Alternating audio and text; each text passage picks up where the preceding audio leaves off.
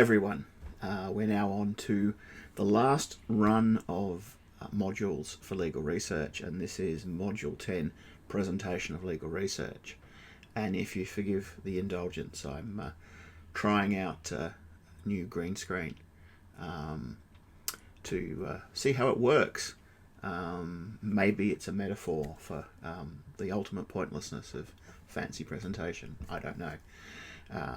But we'll see how it actually looks when it's finished, which I guess is all you can do when you green screen things. Anyway, enough diversion. The last 3 weeks, or the last 3 modules in legal research are really focused on that last stage of work, which is finishing your work up, getting feedback on it, and then learning from that process and learning, for improvement for the next process, the next time you have to do it. It's one of those things that I think is really significantly undervalued and underexplored in tertiary education, is presentation, both written and spoken. And this week we focus more on the spoken presentation and the kinds of things you do to promote or inform people around your work, parallel to your written work. But I think you've probably been able to tell by now that throughout this term I've emphasised the importance of written presentation as well. That it's not just a matter of getting the right information there, it's about being persuasive, it's about being clear, it's about presenting that information in the best way to make the most impact. At the end of the day, it's all about impact. It's about being able to make a result for yourself, for your client, for your business, whatever. And that can be presentation skills in courtrooms, but in any other job it's involved as well. And this is where, quite often, particularly at university, we get the kickback from people who say, but I don't like doing presentations, I don't like standing up and doing this, I don't like doing this and this. And the truth of the matter is very few people do. This is something that I do presentations for a living, and I'm not very fond of it either. But it's something you get used to, and it's something you develop your skills at, and it's something that certainly gives you an edge, particularly when other people around you have poor presentation skills. And if you want to persuade people to back a project that you're working on, or to respond to it, or to implement change on the basis of that project, then having the skills to be able to do that is very, very important. It doesn't matter how worthy your project is or how important it is. If you can't communicate that in a written sense and a spoken sense, then there's no point to it. So it is rather bizarre when you look at the structure of university degrees that we spend so little time on the actual skills part of things. We spend a lot of time looking in depth at complicated legal principles, which are all very well, they're all very important. But at the end of the day, they're things that you're just going to forget as soon as you're examined on them. What is the rule against perpetuities? I would probably have to look that up. But the ability to think clearly, to the experience of presenting and writing well, is something that pays off throughout your career, and it's something that's very important. So we're focusing a little on it here, because I think we need to. This needs to be something that we look at more closely in terms of providing graduates with skills that are going to be genuinely useful to them. So, spoken about impact, also the focus on spoken presentation skills. This week you'll be doing a very, very short video where you'll just be summarising the key points of your paper. And this is for several reasons, but one of them is to force you to go through the process of producing a short video, because some of you have done this before, that's fine, and you can build on that experience. But in my experience, most students have not done this. And it's one of those, I'll learn how to do it one day skills. And increasingly, this is something that you'll be required to do. Perhaps via the video medium, perhaps in person, but you're going to need to be able to speak to and defend your work, or make networking connections around your work throughout your professional lives. So it might be something like a conference or a meeting where you have to give a presentation on your work. That's, the clearest and often the most daunting example. But often we are increasingly looking at the need to do executive summaries in different ways. Where there's a long and complicated report, increasingly we're now looking at providing video executive summaries for people who don't want to sit down and read the whole thing, or don't even necessarily want to read, a couple of pages of executive summary. The actual presentation is often a clearer way to get that message across. You'll also may be in a position where you need to create instructional videos in your workplace, particularly if you're mentoring and training new staff, and all of us end up doing that. It's never in our job descriptions, but you still end up in a situation where you have to teach someone how to do something.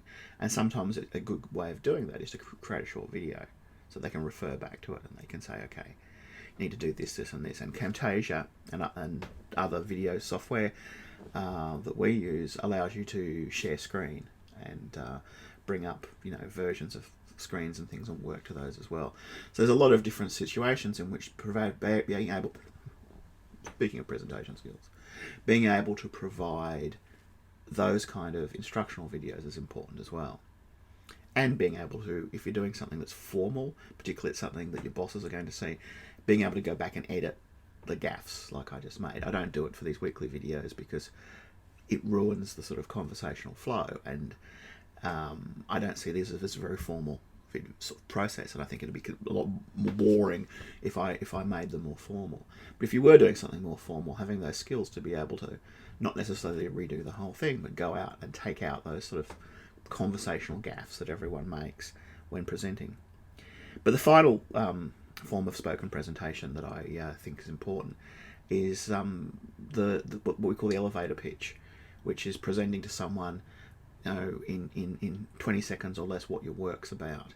And it gets its name from the Hollywood idea of cornering a producer in the elevator and saying, I've got this great idea for a film. It's The Lion King meets The Matrix, and trying to sell them on that idea before they get out of the elevator and escape from you. But it's a good concept for very, very short, concise summary of what you're doing. And in the workplace, that becomes very important as well, because when you're networking and again, something that not all of us like, I hate networking, but it's something I have to do for work. And someone says, what's your current research about? You're able to confidently deliver this sort of very informal but informed version of what you're doing, because that might be the person who has the key to the next stage in that project. They might be a partner, they might know someone, they might be someone who has access to funding. There's all sorts of ways in which you need to be able to spread the word of what you're doing and inform people clearly about that. So again, having those practiced presentation skills are really important in those situations, even if you're someone who, like myself, who can't stand doing that sort of thing, because with work, that's something you have to end up doing in any case. So structure is a very important part of this process, particularly when you're thinking about that elevator pitch networking context, where someone is going to get bored very quickly if you start off with, start at the very beginning and work your way through. You need to have that sort of punchy structure where you know what the key points are, that you can deliver them. And it's the same with things like conference presentations. Even if you have 10 minutes, 15 minutes, 20 minutes to present a report on what you're doing, it seems like a very long time, but it disappears very quickly. And if it's something that's not structured, it'll disappear very quickly from your perspective. But if what you're delivering is not structured, time will drag from everyone else's perspective. They're not clear of where you're going and what you're talking about. And in the age of PowerPoint, and I'm a strong opponent of PowerPoint in all its forms, there's been a lot of research done on PowerPoint, and it is actually, unless it's used very, very minimally and used for key points and key concepts, PowerPoint is actually a very poor communication tool, and it drags people down in many ways in their presentations, and that's why I don't use it in these videos. And even if I was delivering something that was more information heavy in a different unit, I would be using the subtitling options in Camtasia, the video software, rather than working through PowerPoint slides, because this is not the time or place to talk about it, but all the evidence on PowerPoint in terms of quality of presentation, transmission of information, and crucially, student learning shows that it's detrimental in all those ways. So yes, I understand completely why people want to sort of anchor themselves to a series of PowerPoint slides, and particularly when you're doing a presentation, it gives you that sense of confidence. But I would rather you do is to think more clearly about the structure of what it is that you're saying, and have that as a series of short points on your notes rather than to try and structure by use of slides. Anyway, if you want to go that way, you want to use slides in your short video, go ahead. But what I'm suggesting is by it's not only is it not necessary, but try doing it without them, because I think you will do much better without using PowerPoint slides. But that's something we can talk about more in the workshop. So in terms of what makes good presentation, look for best practice. And that may not necessarily be in the same sort of space you're working in. You might find that there are YouTubers, and you might even be able to look for entertainment media at films and plays, at different ways that people deliver spoken material and what you find engaging and not engaging. So don't just look at what the standard in the area is and go, well, everyone else in my department gives these long, boring, terrible presentations, so that's what I aim for. Have a look at someone who does instructional YouTube videos. I mean, Thomas Frank, whose videos I've referred you to several times throughout the term, who does the stuff around study skills, is a great example, and his work is very, very polished and is very, very edited. So he goes through and takes out all the ums and takes out all the and reshoots around the mistakes or whatever. So he's very much a professional YouTuber. But just have a look at the way he presents and the techniques he uses to engage you as a listener, and not just as a sort of person who's conveying information. All right. So the other material this week. There's in the Navigating the Law area, there's a little discussion of video tools to give you some ideas how to get started. We are going to talk about that more in the workshop this week, and I don't have a whole lot of content for the workshop this week, so bring your questions. So make sure you have a go at figuring out how to do this whole video process beforehand. So you have questions you can ask me in the workshop next week, rather than to wait until after the workshop and then get stuck.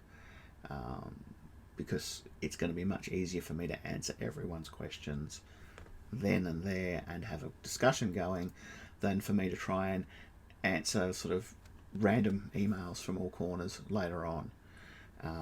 So have a go at producing a short video, have a look at those tools that are available, find something that's simple, and Zoom is the easiest thing.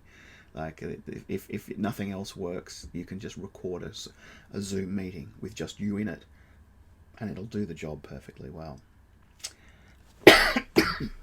See, if I was a professional YouTuber, that cough would not have been in there. All right, so the workshop focuses on that executive summary video, and we're going to talk more about that. There's the issue I'll flag now in terms of hating the sound of your voice and hating the looking at your picture on the screen. And believe me, the only way through that is just experience and just working through so much of this stuff that you're just so used to it that it no longer bothers you. If you love seeing yourself and you just spend all your day taking selfies and doing your duck face and all the rest of it, good luck to you. You're in your element here. But I know a lot of people go, I hate doing videos. And when I worked previous to coming here, most of my work was in conventional lecture tutorial space. I was quite inexperienced in doing videos. It took me quite a time to get over that hump. So that's another reason why we do this now while you're an undergraduate student, is to start getting you used to that process, to start building up those calluses that you need, that when you see a playback of yourself, you don't sort of cringe all the time. And again, I had that issue for ages, and it's just something that the more experienced you get, the more you get used to it. All right. That's pretty much it for this week, and we should have a fairly good hands-on, constructive video workshop for this week. So have your questions ready for it.